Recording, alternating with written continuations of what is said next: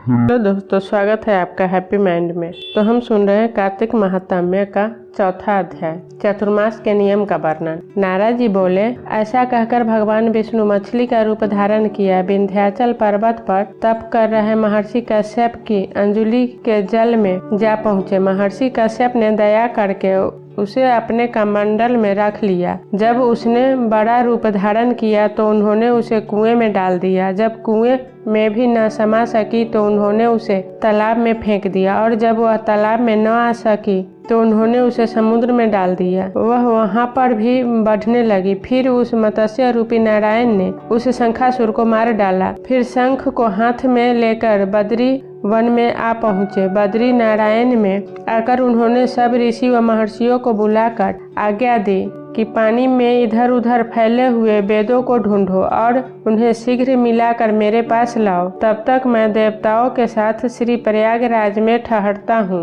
इसके बाद सब ऋषि महर्षियों ने इन सब बीजों सब वेद मंत्रों को ढूंढ निकाला। उन वेदों में से जो भाग जिस जिस ऋषि को मिला वह उसी का हो गया। उस भाग के उसी दिन से वह ही ऋषि कहलाए। सब वेदों को लेकर ऋषि महर्षि प्रयागराज में आए और उन्होंने वे सब भगवान विष्णु व ब्रह्मा जी को समर्पित कर दिए। ब्रह्मा जी वेदों को पाकर बड़े प्रसन्न हुए। उन्होंने देवताओं और ऋषियों के साथ अश्वमेध यज्ञ किया। यज्ञ के अंत में देवता गंधर्व यक्ष नाग भगवान विष्णु को दंडवत करके प्रार्थना करने लगे। देवताओं ने कहा, हे देव, हे जगन्नाथ, हे प्रभु, हमारी प्रार्थना सुनिए। हम लोगों के हर्ष का समय है, इसीलिए आप हमें वरदान दीजिए। नष्ट हुए वेद पुनः श्री ब्रह्मा जी को प्राप्त हो गए हैं। हे लक्ष्मीपति, आपकी अनुकंपा से हम देवताओं को यज्ञ का भाग भी मिला है। यह स्थान आपके प्रसाद से आज पृथ्वी भर में सर्व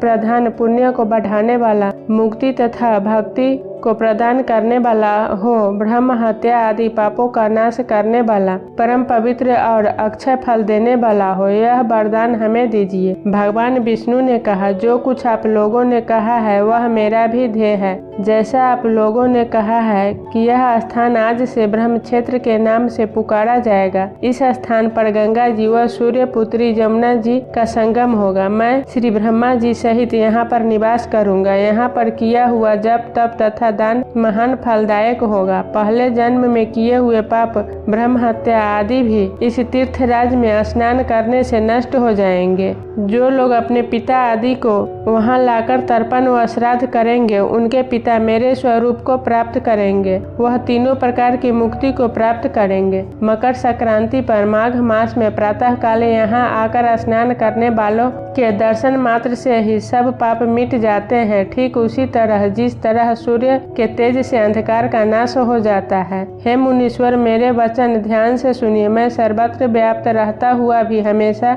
बद्री नारायण में निवास करता हूँ। सैकड़ों वर्ष तक किसी दूसरे स्थान पर तप करने का जो फल मिलता है वही फल यहाँ एक दिन में मिल जाएगा। जो मनुष्य मेरे उस स्थान बद्री का आश्रम का दर्शन करेंगे वह जीवन मुक्त हो जाएंगे और उनके समस्त पाप नष्ट हो जाएंगे। सूत जी बोले, ऐसा कहकर भगवान विष्णु अंतर्ध्यान हो गए और देवतागण भी अपने अंशों को वही छोड़कर चले गए। जो मनुष्य कथा को श्रद्धा पूर्वक सुनते व श्री प्रयागराज व बद्रिका आश्रम जाने व स्नान करने के समान फल प्राप्त करते हैं।